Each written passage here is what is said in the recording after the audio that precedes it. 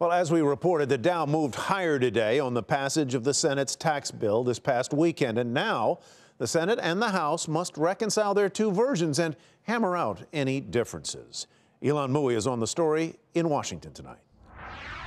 A sprint to the finish for tax reform, Republicans are now focused on resolving the key differences between the House and the Senate bills.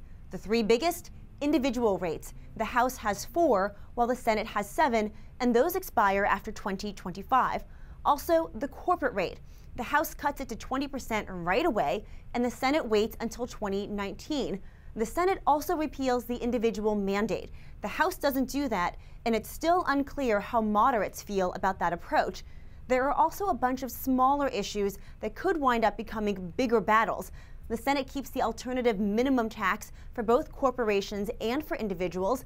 It also doesn't repeal the estate tax, and there are different rates for pass-through businesses and for repatriation.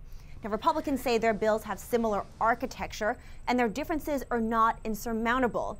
However, President Trump threw a wild card into these negotiations by opening the door to a higher corporate tax rate of 22% in the final legislation. Now, a 20% rate had been one of his red lines, and conservatives are still saying they're committed to that number.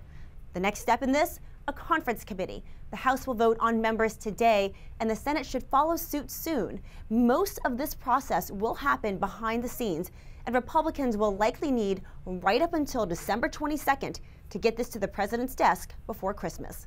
For Nightly Business Report, I'm Ylan Mui in Washington.